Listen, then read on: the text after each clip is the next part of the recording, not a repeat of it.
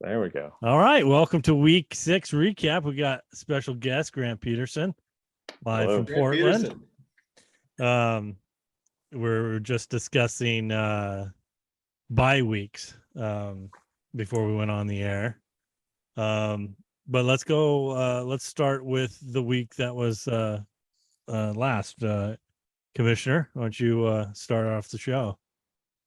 Thank you, Mike D. It's good to be here. Grant, good to have you here with us. Welcome to the show. Thank you. I wish I could be indulging in some of that wild turkey, but gotta be sharp and on point for the rest of the evening. So, well, as Grant was explaining to us before we came on the air tonight, he's in the middle of a very difficult stretch of school. He's got some big exams coming up. Apparently, he has not communicated to his professors that he's busy with his fantasy football season. Priorities seem to be out of order.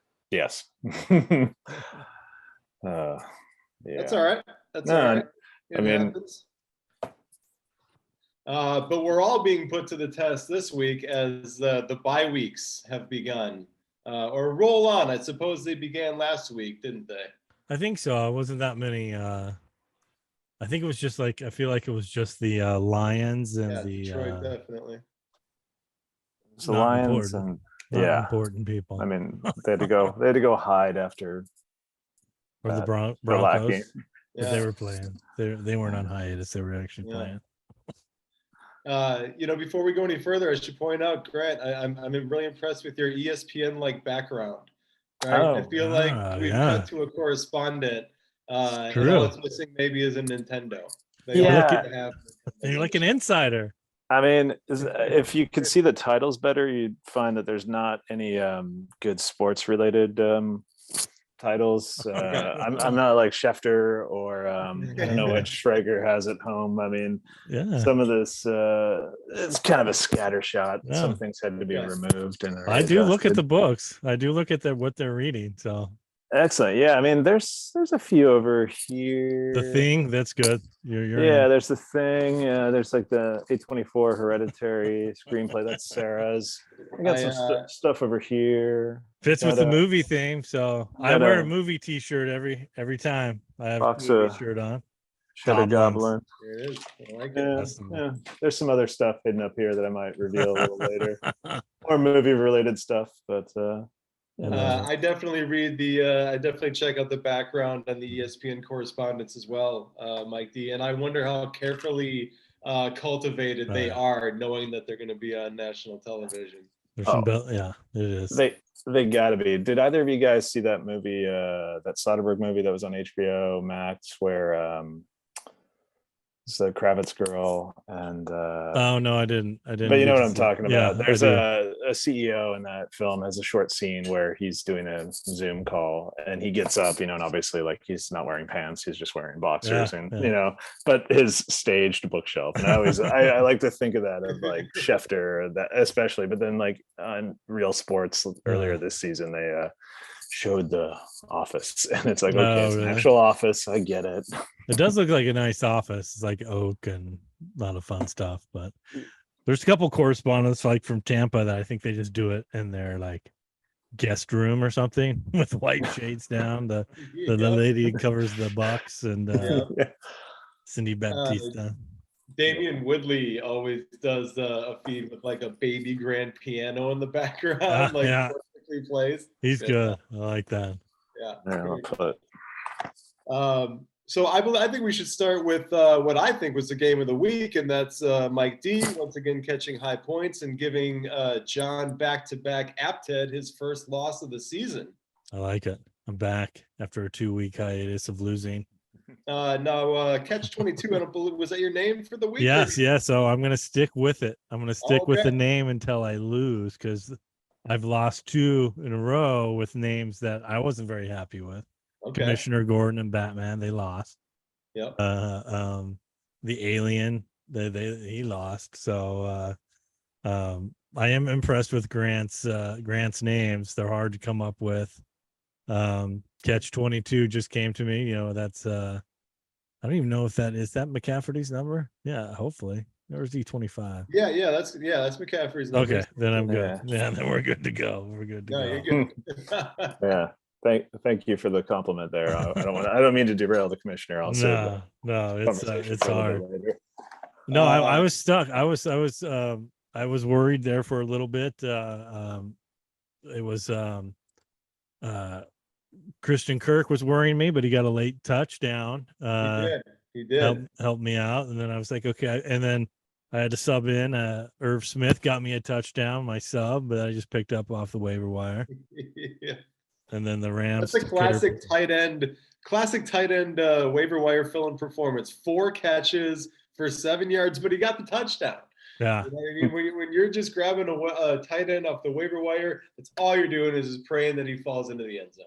Yeah. I was like, Irv Smith's the best guy. He's got the best chance, but he also had the best chance of just getting a 0. So I got and then I was worried about Jefferson, but he didn't really go too crazy. And I think I just caught him at a good time. Chubb was slowed down. Mostert was slowed down. Kelsey wasn't scoring 5 touchdowns in a game. Yeah. Walker lived up to a lot of the the fantasy football hype with 97 and a touchdown, but that was really the only breakout for Apton this week. Yeah. So right time, right place. And then Josh Allen was back into his groove. And Allen really, led the way for you. Everybody else was steady, but nobody else really popped, But that's why you drafted Josh Allen when you do, because he's going to consistently lead the way for you. Exactly. So I was happy. What we're talking about. Happy but worried, but I'm still worried about Christian Kirk. So we'll see. Waddle's a little banged up, but so Grant, you might have I might only score like 70 points, and then you'll crush me. Yeah, that's the interesting thing here. The two of you play each other this week. Yeah. And you won too. You won. Finally, yeah. We'll get to Grant. We'll get to Grant and his victory. One thing I was going to add, Mike, like you had Burrow on your bench, and it is that thing of like consistency of Allen versus the gamble, the dice roll of like, do I start that person? Burrow's simply for this week. That's it. He's ready. He's ready to step in, score. Allen's taking a rest. Hopefully, I don't skip a beat. Maybe he gets connected with Chase and scores 4 touchdowns, and I'll feel like when I joined this league, I think I've mentioned before, I got Joe Burrow like my second to last pick of the draft. So I was like, okay, I want to hold on to him. I'm the same way with kickers. I keep him until the bye week, and I get a new guy, and then I'll if he has a bye week coming up, I'll get another new guy. Yeah, that's a good strategy to go by. Your kicker this week worked out pretty well for you, as Suckup turned in 14 points to match the 13 and outdo the 13 that Apted got. Your defense got 10 to his 0. So yeah, this was a convincing win. Yeah, I might have to keep I'll keep Suckup in mind, because that Tampa Bay team seems to be struggling to put points on the board. It seems like he's just kicking field goals, keeping them in the game. Yeah, they seem to fall into that happy zone of like enough offense to get you into field goal range, but not enough offense maybe right now to get all the way in the end zone. Exactly. So that's nice. And then I did cut loose Melvin Gordon. So if anybody wants Melvin Gordon, he's out there in the wire, which was kind of stunning to watch in real time. And you could just tell he's like, what the fuck's going on here? Yeah, he's arguing with the coach. Latavius Murray looks great. Mike Boone's a lot younger. I mean, yeah, it's bringing a 33-year-old guy that has just played in London. We picked him up. You're going to start for us now, Melvin. Sorry. Good luck. Enjoy your parting gifts, but the actual NFL trade deadline's coming up here November 2nd, I believe. So Okay, well that'll be interesting. yeah, 14 That'll days for the real deal. bit. All right, so that's a big win for Mike D. Apted, first loss of the season. Congratulations on John for his run of 5 in a row to open the year. But he drops to 5-1, remains in first place all by himself. Why don't we transition now to Grant's game? Since the two of you match up this week, we can keep that in mind. Before we do, though, I do want to say, I want to wish everybody, I want to point out that the NBA season, and this is why I keep looking over my shoulder, the NBA season has officially begun, which means that right now we have the NFL in season, the NBA in season, and Major League Baseball in season, as well as the NHL in season. Yeah. And on Sunday, Jocktober will culminate with games from all 4 sports happening on the same day, and it's going to be a very special occasion. That's why I got an extra TV in here. You're going to need it. The Blazers are playing right now. They just tipped off at 7. They're on the big screen, and then I have the NBA there. But on Sunday, I'll have the Red Zone on 1, and then I'll just pick a local game to watch. So the best time of the year, man. Yeah. I am sorry, Grant, that your Timbers are finished for the season. Otherwise, it could be a complete Jocktober. I mean, that would be great if we were, but given what has occurred in the last 2 to 3 weeks, I feel like we might as well just build a bonfire. And it also is that thing, Mike, you can attest to this, Eric, you can as well, where it's like, it's great, we made it into the playoffs and we get bounced first round. So last year was kind of a fluke that we continued falling forward, and it's always next year. That's what it's all about. There are worse directions to fall than forward. And speaking of going forward, Grant goes forward this week with a big win over Team CT, Christy Kleppinger.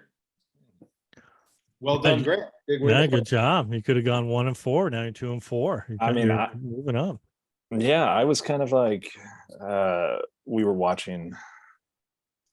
It was Monday. Yeah, Mondays. And I was like, this could be the day where Herbert's gonna, not even crack 5. Yeah, he'll go negative. I mean, going. No, I'm not gonna be positive. I'm just gonna assume the worst. And thankfully, it did not go down that way, which was nice. No, it was being a Charger fan. They were in a flow for a second, and then they got disrupted. Well, I will say this is that. The overlooked how your fantasy and all football team is your offensive line. They lost their center, and they were down to their 3rd string center who had never done a snap in a live game. So I think they did pretty good for having. I watched him, and I was just like, I'd be like, God, don't get hurt. I don't want to do this. I don't want to be out there.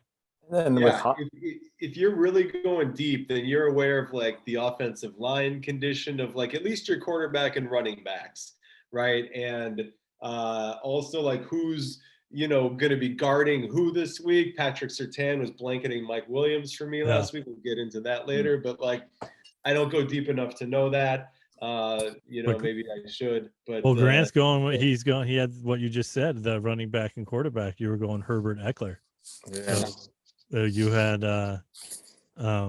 Eckler did a good job. He got you almost 20 points, but Eckler's vaulted himself into the running back 1 position. Grant, you got to be stoked about what he's given you the last few weeks. Well, I was going to say starting week 4, because there was that conversation I think you guys had around like week 3. Or Mike, you were saying this of like Eckler, just where is it? It's not happening, and then like there we go.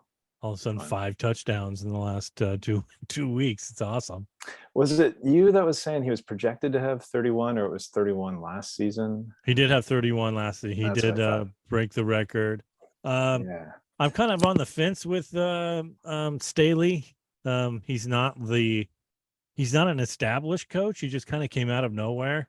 He was the Rams defensive guy, but other than that, his experience in football is not extensive. He does have your creative kind of new wave coaching philosophy. Let's go for it. but I noticed last year his go forwards lost them games. This year he's not doing it as much, but the offense seems was a little stagnant for the first 3 weeks, and everyone's like, "Why aren't you feeding Eckler? You can't wait because then you're not going to make the playoffs if you don't feed him. And then what's the point of like resting him?" But now he's back, so I guess the same thing. You got a couple guys there, Juju Smith-Schuster getting getting used to a new team. So he kind of started off slow, but broke out for you this week with almost 20 points. Yeah, he was a Chief so far. He was one. I feel like the Chiefs, depending on their opponent and the way they keep changing things up, game to get, it's like, okay, now we're gonna pivot Schuster a bit more because even just trying to pull it up here real quick. I feel like it was week. Well, it's interesting you say that because right across the lineup from you, Christie was starting Marquez Valdez-Scantling. And I'm checking right now, he only had 3 targets. So this was a Juju game. It's always going to be a Kelsey game, and then who's the B? That's the question. Yeah, and I mean, I guess having a deep lineup that Reed can pull from, and then they'll just adjust accordingly. Okay, here we are at half, tweak it a little bit. But I was happy to see that because it was also, again, like, Eric, I'll text you periodically about like that 0 hour anxiety, and it's like, don't I? And I'm like, yeah, I'll keep Schuster in there. That's the worst. That's the worst. And then, speaking of which, I believe I got one of those texts inquiring if I knew anything about the health of George Kittle on Sunday morning. Of course I did. And it's no advantage for me to tell you what's there. So I have no problem letting everyone know that, yes, I relayed to you George Kittle was healthy, but you chose to go with another very reliable tight end this season, Tyler Higbee. Yeah. And the joys of gambling. But you weren't the only one. I was in a couple other leagues where people asked whether or not to start Kittle or Higbee in this matchup because it's Carolina. So, and then George Kittle hasn't played very well up until now, and even that was they lost 14-28. So yeah, he had a pretty good game though. I think he had about 8 catches for 90 some yards or so. Yeah, it looked like maybe when Garoppolo's in trouble, maybe he's saying, "George, you got to be there for me now. I need to dump it down to you because I'm not throwing very well." Maybe. I mean, he started the season hurt, and then he comes back. Maybe they're easing him back into it. He's also that's true. Yeah, that's a good point. Hard to say. Yeah. Grant, you've also got Kareem Hunt in your flex this week. Being a Cleveland Browns fan, is it difficult for you to make that decision every week as to whether to start him or not? I mean, that's another one. I mean, that I debated that one for a while, and I had more confidence in the Browns, but with Belichick, it's Bill returning to Cleveland. Type laugh from the background. Yeah, you heard that. I should unplug his headphones so she could hear. Belichick. Here, I gotta plug this back in. He's coming. Like, I think I listened to 2 or 3 recaps this week, and they all, whether it was ATN or Simmons or someone else, and they all were just like, "Oh no, this is what this is." Emperor Belichick and what he does. Like, oh, you have a run game? Well, we're going to shut you down. Yeah, that's true. Have fun. Like, figure it out. You're fucked. And the Belichick, I think I texted you, Pat, in that gif of Belichick doing his like grumpy thumbs up with a mask on. It's just like, yep. Yeah. You've got running backs? Great. Have fun with those. You've got a run game. You have nothing else. Oh, we need that QB that we used to have. We need to shut him down too. We'll do that. Sounds good. Did you guys fire me once? Yeah.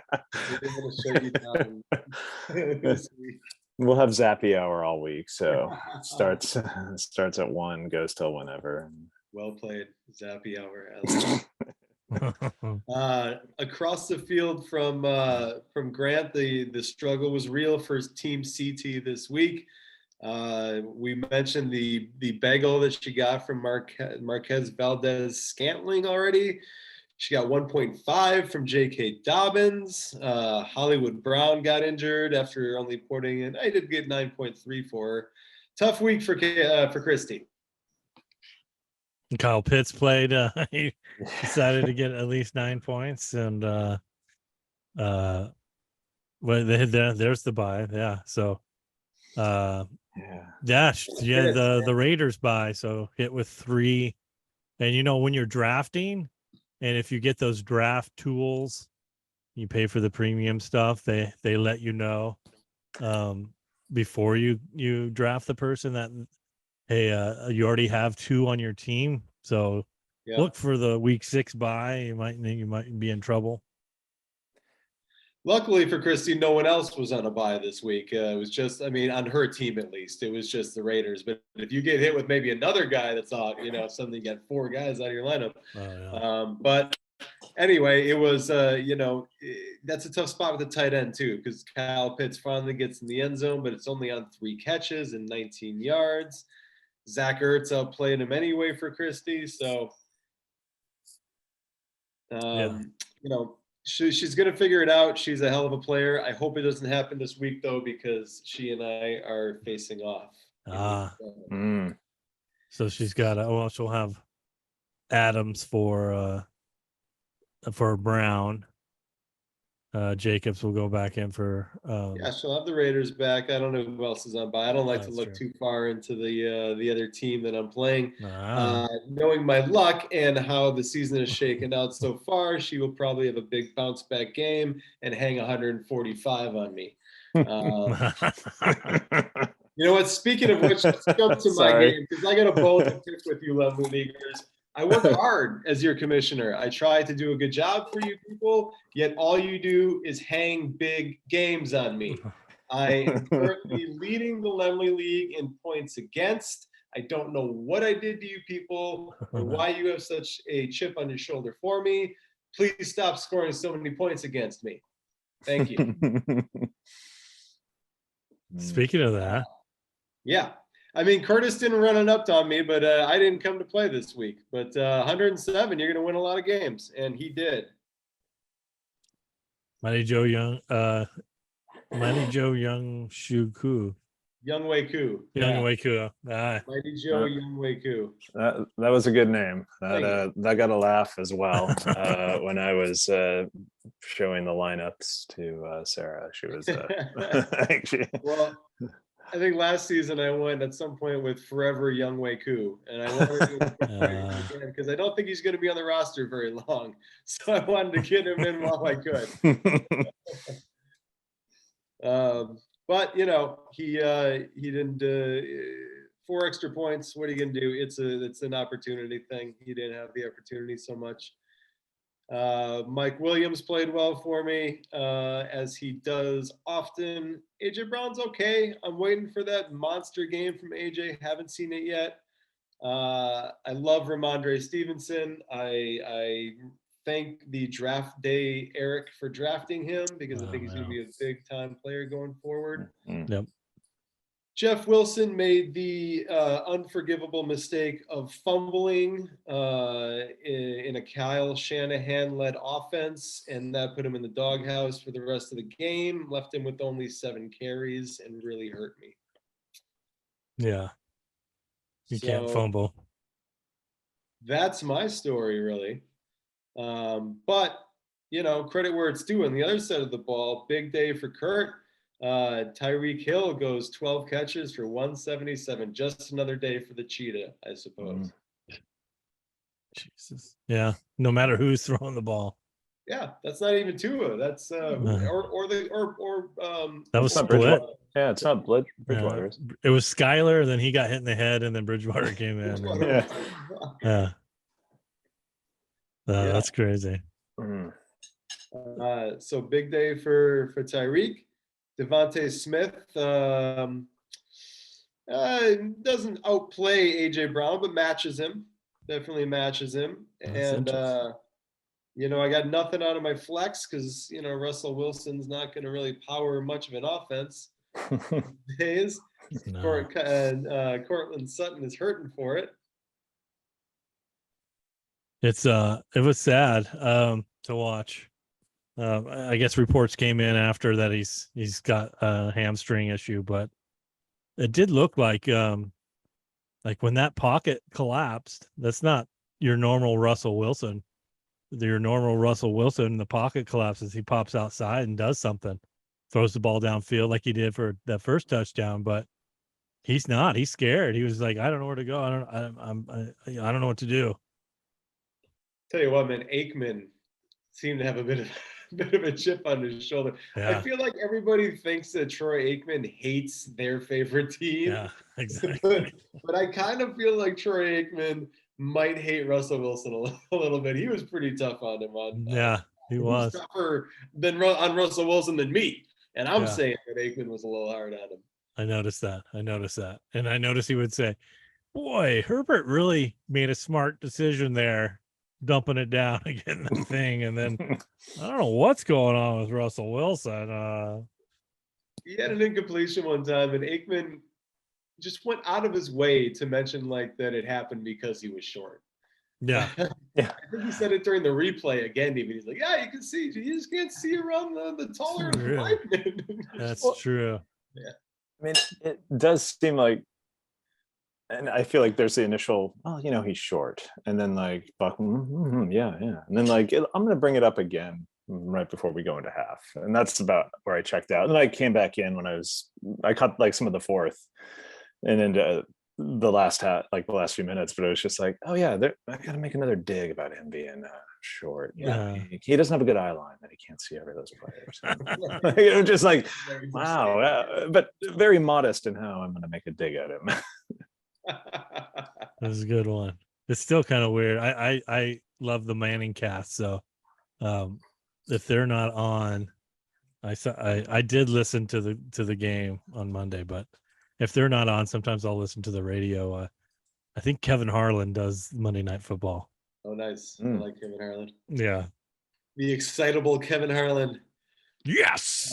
So yeah, Leonard Fournette has a big day for Team Jones as well. Lombardi Lenny goes for 63 and a touchdown.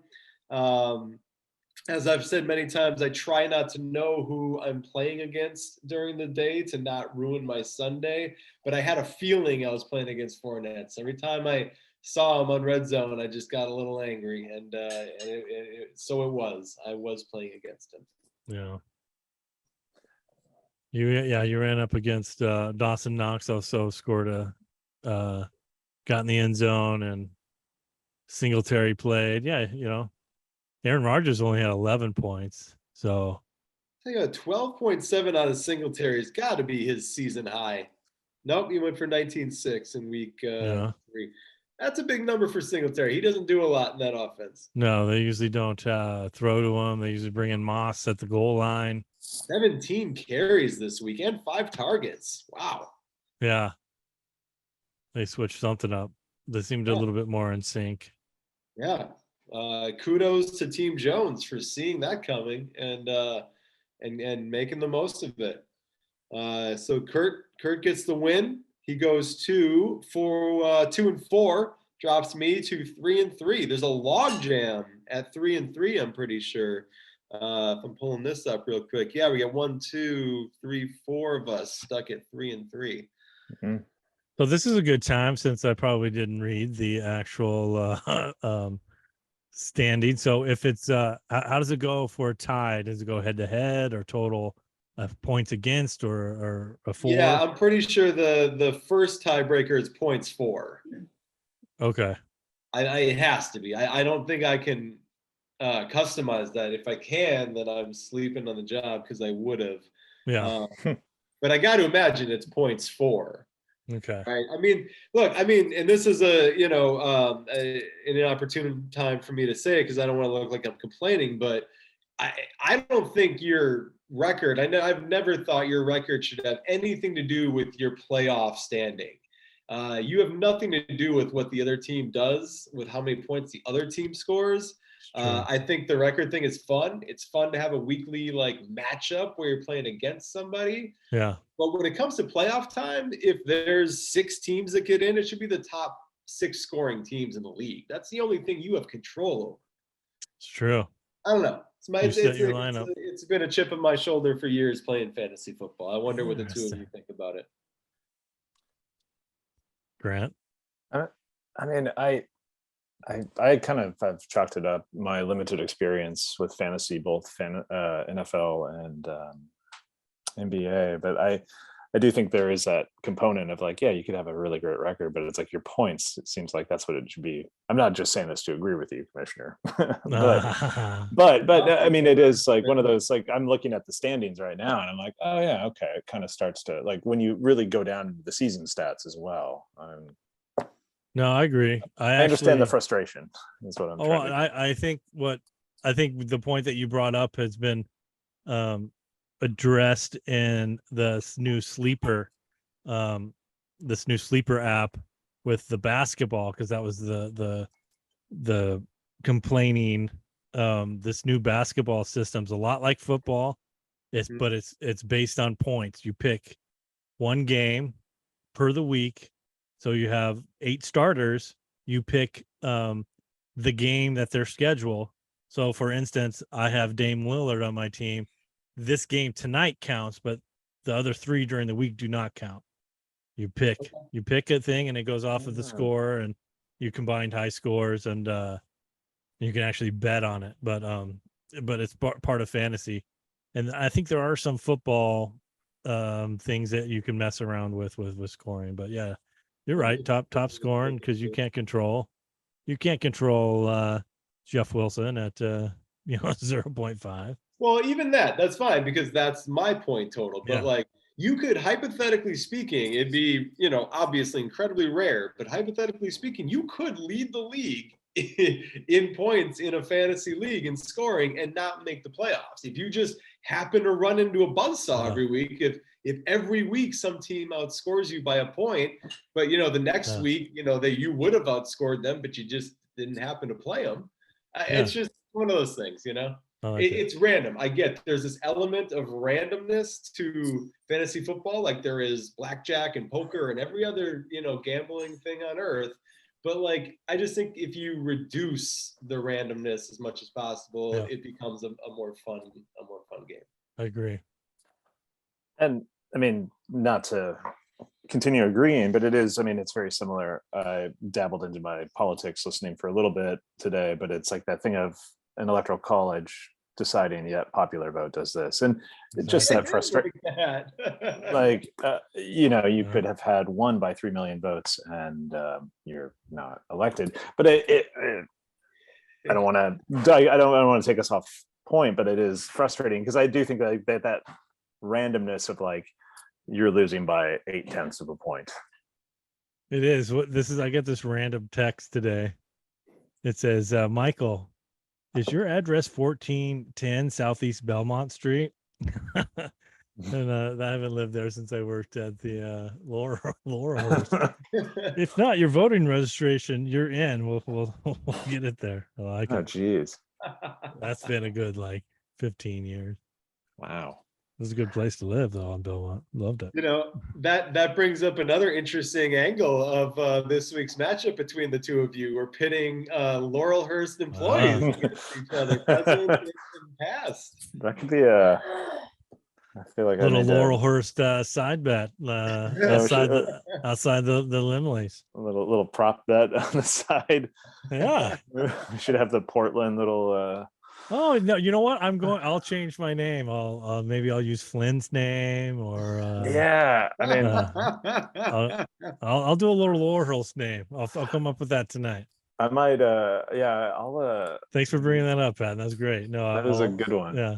Well, I mean, just in case any of the Laemmles out there don't know, Grant currently does like a day a week at a theater called the Laurelhurst Theater, one of Portland's best theaters. It's very nice of you. I didn't say the best, Grant. No. It's you're being too generous.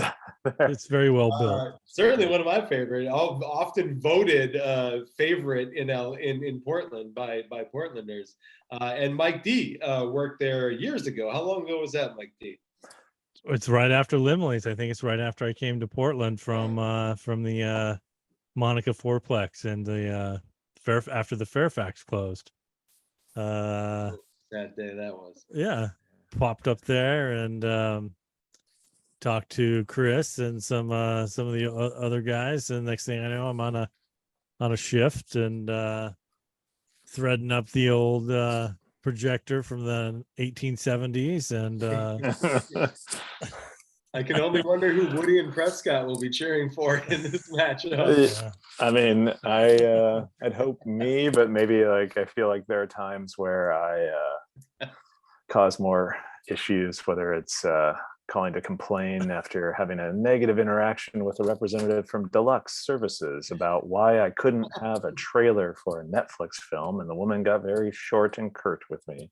There you go. Yeah. Something we can all understand. See, that's why this is the premier independent theater fantasy football league in America, because we don't just stick to one movie theater. It's not just the Laemmle League. We go to the Laurelhurst, to Cinema 21 now, to the theater in Burbank. Mike D, what was the theater in Burbank you were working at? Oh man, I was just thinking about this. I've worked at 5 different theaters: Tacoma, Washington, Portland, man, and LA. You can count all the Laemmle theaters, and then the Marshall Theater in Burbank you were running for a while. Oh yeah, the Gary Marshall Theater. Your director of Pretty Woman. That was actually pretty cool because I got to do his lifetime. They did a whole season lifetime of his movies, so we would do from beginning to his last film, but everyone would come up and speak, so it would be talks afterwards, and you get to meet some of the actors and the directors, and you forgot how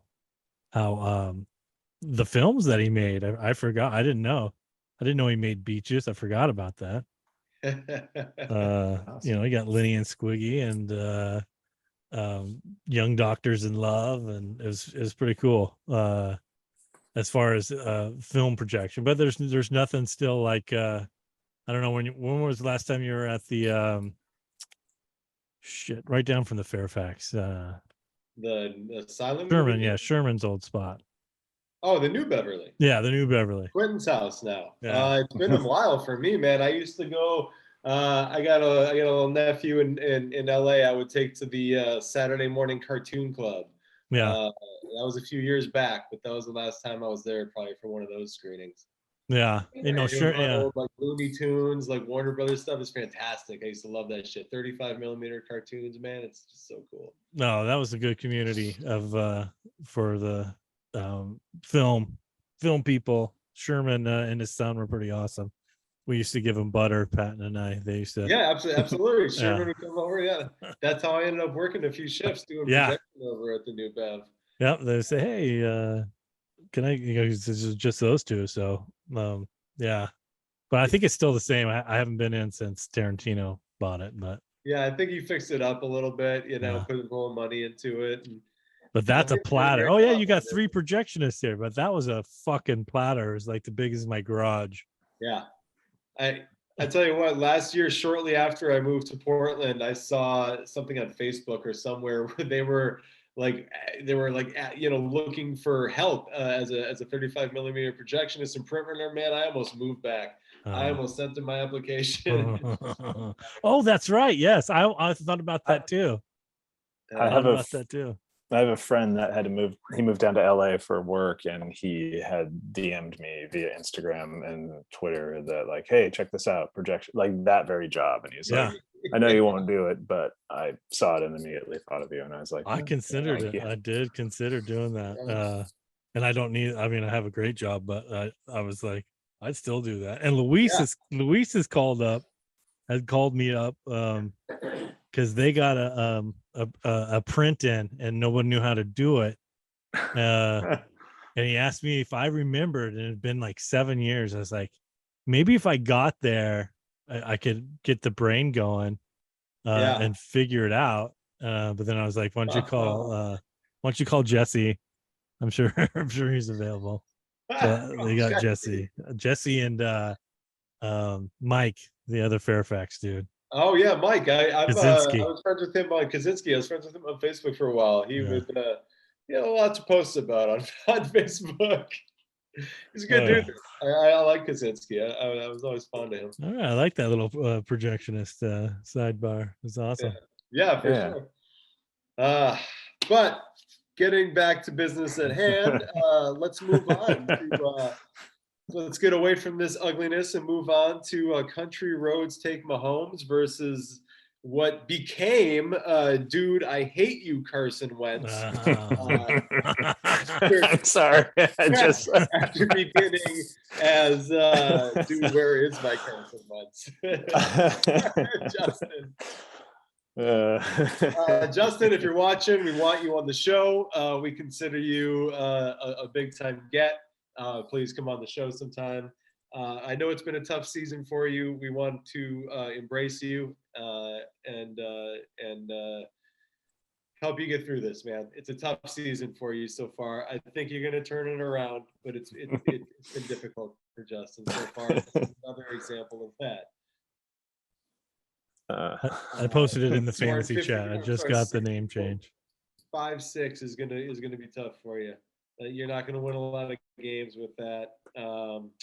Carson Wentz. Let's start right at the namesake for the team. 4.16. He didn't even get hurt. That's his total playing an entire game against the Bears. I mean, I wanted to look up that last game of the Colts season last year where Irsay was like, get him the fuck out of here. Like, if it was worse than this? Yeah, if it was worse than this. And I should try and find that, actually. Well, you can continue. I'll look it up. He's right now a number 11 quarterback in the league, right? Before this disaster, he had to be like top, I don't know, 6 or 7 probably. He throws for a ton of yards. He's got this sort of Jameis Winston thing where he's going to put up a ton of yards and throw a few receptions or fumbles here and there. But he's usually worth the roll of the dice in fantasy football during a bye week, which is where Justin found himself. Oh no, he had to drop Glamour Russ Wilson, and that's why he had to turn to Wentz. That's what happened. Oh, Justin, I'm sorry, man. No, Carson. Well, he doesn't have to deal with Carson anymore. No, he's having finger surgery, right? Yeah, Heineke's in. This was like a tough 1-5, but man, Dallas Scholars 3.2. 6.2, 1.6 for Samuel. I mean, well, you have Brown and Pierce on the bye, so it's good thing he didn't play Boone. Man, I'll tell you what hurts me the most if I'm Justin, and that is Deion Jackson on my bench. That kid is a stud. Yeah, I like him. And I'll tell you what, if I'm Jonathan Taylor, I'm gonna get better real quick because I'm gonna go before this kid takes my job. You watch him; he's got juice. Yeah. No, I agree. And Jonathan Taylor's a guy that just kind of came out of nowhere in the last 2 years, so it's not like he was touted to be like the next Walter Payton or something like that. So yeah, right. Jackson looks good. He was dominating that game before he got hurt and had to go out for a little while. I think Nyheim Hines, his job is in trouble. I don't think he's the backup anymore. I think he's third string from now on. Yeah, you got to put that guy in. You got to play him. And then 107 to 60, 56. Yeah, there was some talk in here in the old. I'm building a Hopkins shrine this week. He will show me the way, says Justin in the fantasy chat. Yeah, I did see that, and I hope he's right. I hope he is. Hey, without Hollywood Brown around anymore, I mean, D Hops is just going to have to compete with newly acquired Robbie Anderson for targets. See how that goes. Yeah, that's. I was hoping that Robbie Anderson got traded to the Rams during that game where you could just switch locker rooms and put on a different uniform because you knew he was done. Like you're not playing for that team again. No, that's going to pretty much do it.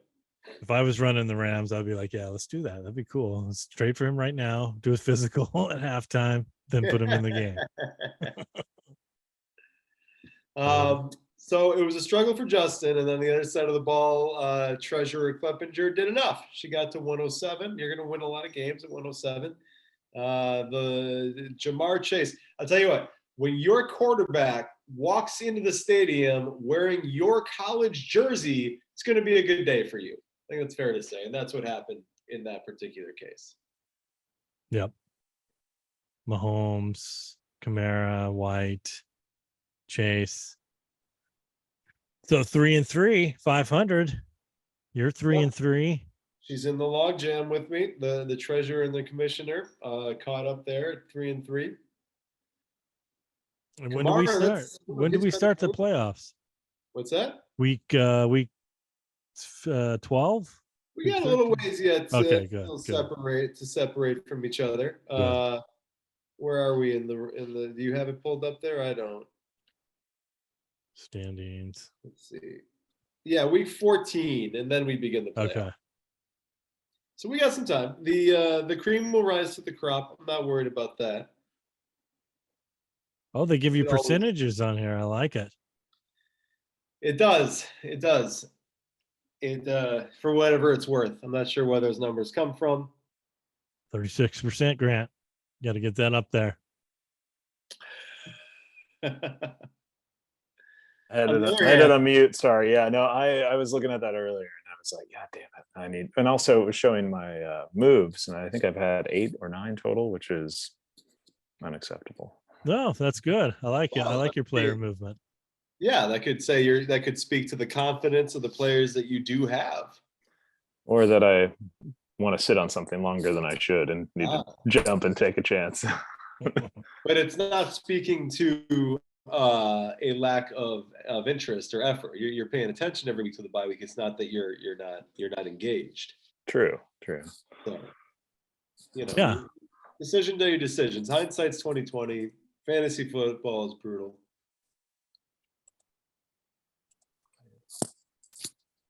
Yes, it is. But yeah, making moves. I used to make a lot of moves constantly, but I guess maybe I mean I've made like 6 or 7 in the last couple of days with the bye week, but I don't need I feel like I'm good going with on a flow that I'm going with my record, and I don't want to make a move and then it goes downhill, and that's all I'm doing is just making moves after move after move to get back up there. Like pulling a loose thread in the whole sweater. Yeah, exactly. I mean, I'll tell you both this as your relative newcomers to the Laemmle League. It's not easy talking turkey in this league. There's not a lot of trades that get made. People are kind of stick with who they got. They rely on the waiver wire, and maybe I'm all for that changing, but historically speaking, there have not been a lot of trades in the Laemmle League. Okay, that's good to know. Yeah, I noticed that my first year. Yeah, it would seem like people get pretty dialed in to, and I was in another league just as like a rando. I wanted to play around a bit more, and that league, it was turnover. Like there was a churn that I was surprised by people dropping. Like, why are you letting that player go? He just brought you in 25 points. Yeah. Okay. You got your own ideas. Let some random person via an ESPN join a league. So like maybe someone's just playing around. They don't know anything. So that's true. Are you in any of those, Mike D? I am. No, all 6. Geez, now I got now I'm in total of 11. Counting football and basketball starting today. Okay. Or starting yesterday, but no, all of them I know everybody. Yeah. I know everybody. And I think this is my first year in this league, and this is the rest of the leagues have been going for like 15 years. So regular and Grant, Eric and I have talked about this before. you do get to know like somebody just loves their fans and they want Cowboys or they hate the Cowboys and I'll cut Jalen Hurts because I hate the Eagles. I don't want him on my team. I'm like, you're crazy. Why would you do that? Playing fantasy football. No, I can't have it. I can't have an Eagle on my team. So you'll see a lot of that. And I'll be like, because I play with a Cowboys fan and he has basically the Cowboys starting lineup and that's it. Wow. So if you have a Cowboy, you have a trade piece. He's like, he's going to take it right away. Yeah. Okay. Yeah. Yep. You want Gallup? I'll take Gallup for for AJ Brown. Yeah. But yeah, it's funny how people. I did used to operate that way. I did have a lot of Seahawks and Chargers on my teams, and then I realized no, I just got to make this a business about the numbers. Especially if you got money, if you're playing for some money. And I'm in 2 leagues where the jackpot's around $5,000 now. Oh wow. Yeah, it's a dynasty rolling league. So if you win back to back, it could get up there. So then I was like, I'm gonna take this like a real general manager. Yeah. It's worth investing some time in. Yeah. So let's us invest a little time in our final matchup of the week here. Team Parker getting the victory over Team Fan. In the process, Team Parker draws 2-3-3, joining myself, Treasurer Kleppinger, and Team Fan in that logjam. So this week, Parker was led by Michael Pittman. I don't have it up here. Do you? Yeah. I don't know if he was led in scoring, but it was a big week for Pittman. Yeah, he led him in scoring. 19-9. 19-9. Yeah, there it is. That's the kind of game a lot of fantasy managers expected when they drafted Pittman. He had a lot of hype coming into this season. Hasn't really delivered on it yet. Maybe this is the beginning. Yeah, I had him in a few other leagues last year, and he played well at the end of the year. But then I did listen to Matt Ryan on Dan Patrick, and I think he came clean and answered the question and kind of said, yeah, I thought it was just like having a new coach going to a new team, but it's not. It's taken me a while to figure it out, and new building, new faces, and then Patrick's like, do you even know everyone's name? And he's like, oh, why'd you put me on the spot? So maybe they're just getting into a rhythm now, week 6, and figuring it all out. So he could be a late star on the rise here for Team Parker. Could be, and it would join a really exciting receiving core. I mean, Gabe Davis might be the most exciting receiver in the NFL. It's like he's got 3 catches a game, but one of them is for 90 yards and 2 of them are for touchdowns. That's like an average Gabe Davis stat line at this point. Yeah. Did any of you guys consider grabbing Gabe Davis on draft night? Oh yeah, I was absolutely targeting. He's one of the multiple players that Parker sniped for me, like the round I was going to draft him in. Yeah. In fact, I was trying like hell last week to acquire Gabe Davis and Ramondre Stevenson in a different league, and it just fell through. We couldn't quite come to terms on it, and now they're both just absolutely blowing up. Yeah, that's a good young, and he's the established wide receiver too, for sure, for Josh Allen.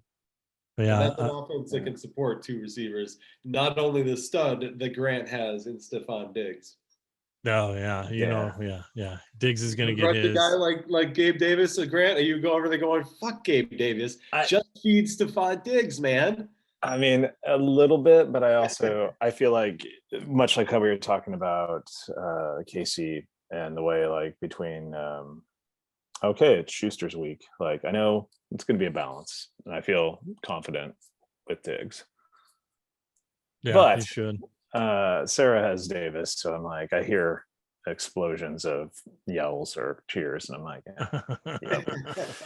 yep. I also feel like Josh Allen is good enough to be like I'm gonna make sure Stephon Diggs knows he's my guy. Like if Gabe Davis goes for a 90-yard touchdown on the opening drive of the game, the next drive he's gonna feed Diggs. You know what I mean? Like he's good enough to do that. I think. Yeah, throw it in there and you got a touchdown. And Davis is the same way. I feel like you throw him the ball, it's going to be a touchdown. That's how it feels, man.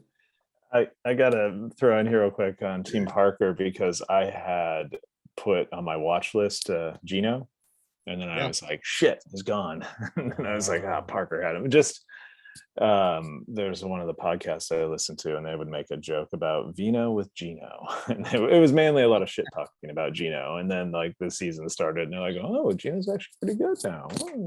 Well, hey, I mean, looking at Parker's lineup, I got to think Gino's only in there to give Jalen a rest during his bye week, which is now. So perhaps you could swing a trade for Gino after this week. I mean, does anyone want at not Thielen? I can't remember. I'm blanking on his name right now, but yeah, I picked up the Vikings QB1. Cousins, yeah. Oh yeah. Yeah, he's boring. He's consistent though. He's in a good offense. There are gonna be days where he throws 4 touchdowns. Yeah, there are. It's like, do you need 16 points? Yes. There you go. No, that's a good guy. That's a good guy to have. Yeah. Well, hey Parker, if you're watching, Grant might be interested in Geno Smith. Take a look at Grant's roster, see if there's anybody who sparks your interest. I can't imagine it's going to be wide receiver though, because in addition to Gabe Davis and Michael Pittman, like we've already talked about, he's also got Cooper Kupp. Bringing in a bad game. It's just a bad game. Yeah. Scoring only 7 catches and 80 yards for 13 points. It's a bad game. It's the worst game I have all year. Terrible game. Cooper is the wide receiver 2. Stephon Diggs, your guy, just barely edging him out.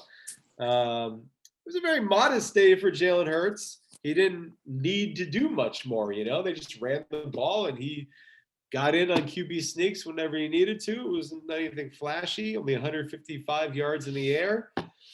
Gives Parker 16.9. Yep. It's that was a well-rounded game for the undefeated Eagles. Good. Yeah, and then I guess on the other side, Murray's looking for I don't know what he's like. Maybe he's looking for Hopkins. So that I've said it before, and I feel like every week I want to say it again because it just grows more and more in me. I cannot freaking wait for NFL Hard Knocks in season to cover what is going on in Arizona.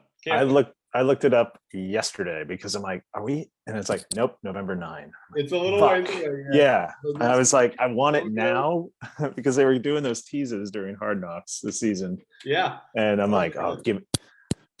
Yeah. Wow. Yeah. That's going to be interesting. I forgot about that. Some drama going on behind the scenes in that organization, man. Yeah. I wonder what they're going to let us see because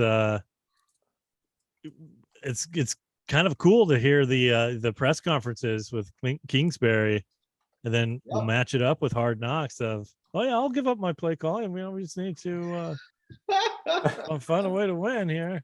I know Amazon had a series that went throughout the entire series, but Hard Knocks has never done an in-season one, have they? This is the second one. They did that last year with the Colts. Yeah. Oh, okay. Oh, that's right. I forgot about that one. That one was pretty good. That was the first time. After what happened, teams would be like, hell no, I'm not doing an in-season version. They fell Carson apart. Wentz. Yeah. Yeah. That was good, though. That was good casting if you're casting, Carson HBO, they're popping champagne over there. Over that. Yeah. Oh, yeah. Because they lost on the last day of the season. Jags. Yeah. Lost to Jacksonville on the last day of the season to keep them out of the playoffs. Oh man. And I believe the Super Bowl's in Arizona this year, right? Yeah. It is. Yeah, so I think we might break the streak of 3 in a row. Yeah, 3 in a row home games. That'd be awesome. That'd be crazy. Yeah. So it wasn't all doom and gloom for Team Fan. He got a big day from rookie Bryce Hall, who is a bright spot, not only on Chris's roster, but for the Jets as well. He's the running back 6 right now in our league. Wow. Man. He poured in 19.1 for Chris on 116 yards rushing. He must have got some catches too. Only 2 for 5. He had 20 rushing attempts against the Cheeseheads out there in Green Bay, and it worked for him. Cheesehead, that's right. Sauce Gardner wearing the cheesehead. Yeah, Lazard knocking it off his head, but running away. That was a weird game. Weird game. I guess it's always weird when the teams have kind of the same colors, green and green. Although the Packers wore some weird uniform that they kept saying it's not a throwback, it's just kind of an alternative. Okay. With just the yellow helmet, and that looked kind of plastic, like you get it at Big Five or something. Yeah, Nike likes to play around with those unis. You know, they like to do some things. Yeah, they did that in the NBA last night too. It was kind of strange. Celtics had a weird color on. The Lakers had a darker purple on, but yeah. Miami's always got something crazy going on. Yeah. But yeah, Hall, he looks like he's legit. And then you got Debo only had a 12. What you say that in a good way, only had a 12. So right, again, yeah, if you're playing against him, you're happy. If you're holding Debo to only 12.5, you're happy with that. And then Miles Sanders is having a good year. He hurt me a couple years ago, and I hold a grudge in fantasy, so I don't. He was sort of someone I was staying away from this year, but he's having a great season. He's the number 9 running back so far. You're not the only one in the fantasy world. I think that's all I heard last week was, we just had to let Miles go for him to come back and live because he didn't score a touchdown last year. This is his 4th year rookie deal, and he's showing up. He's showing up. I think playing for money, playing for a contract. There's something special about that, man. Right? We're seeing it with Aaron Judge. Lamar, I don't know. At the beginning of the season, I thought we were seeing that with Lamar Jackson, but it hasn't, hasn't. It's come down a little bit the last couple of weeks for him, but it's true. Just a little extra incentive, Yeah, he's got to do something. I blame for Jackson. I blame the offensive coordinator, but oh shit! Are you gonna get another coach fired? Are you gonna get another coach fired? Offensive coach fired, or offensive coordinator. He does the same thing. It's very predictable. Everyone knows what's going on.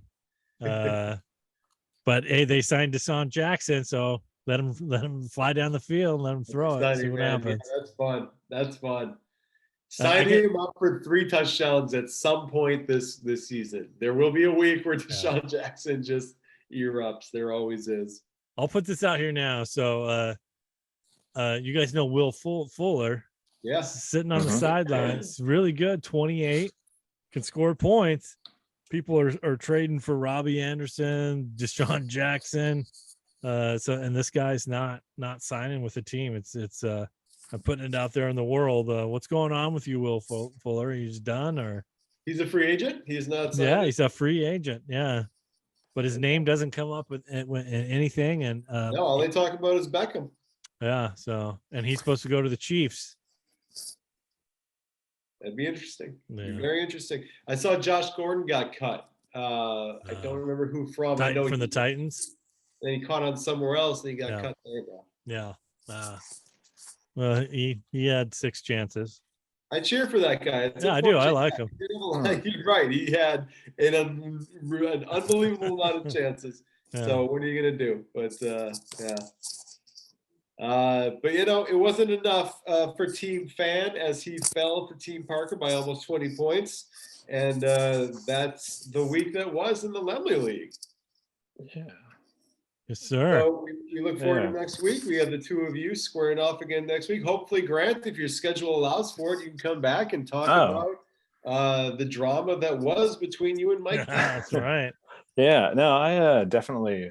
This was fun. It was a good little break, and we went off topic a little bit. It's fine. Oh. That's what we do. You know, one other one back on to Team Fam for a brief second, like that I was keeping an eye on because I had Lockett. I think I had Lockett and Metcalf last year, and Lockett was doing good, but then he had a hamstring issue and just he had a great previous week, and it's like, Yeah, you still kind of keep track of Yeah.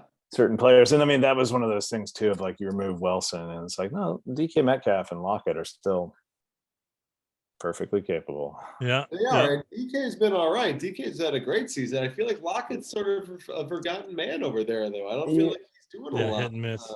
Yeah, I think he's caught one of those like bombs in the end zone, but that's about it. yeah. There were games last season when Russell would lock on him, and it'd be a Lockett game, and that's it. Exactly, because there were many a times where I'm like sitting on Metcalf and I'm like, God damn it.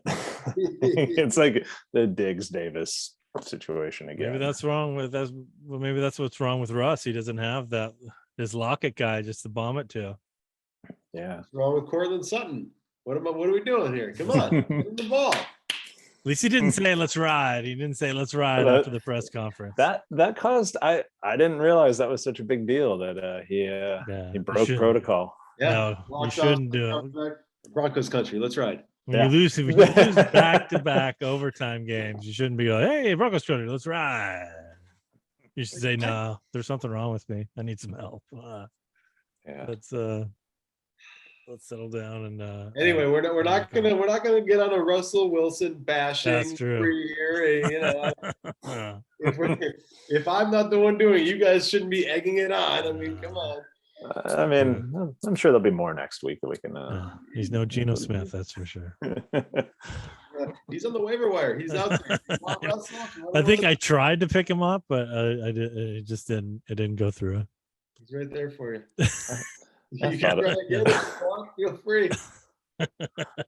All right. Once again, Grant Peterson, thank you for joining us. It's been a pleasure. Thanks, Grant. And it's great to see you guys. Anyone who tuned in, and good luck to everyone this week except for Caitlin. Mike D. Grant, it's been a pleasure being with you. All right, guys. Have a good week, and we'll talk to you next week. See you guys later. Yeah. Bye.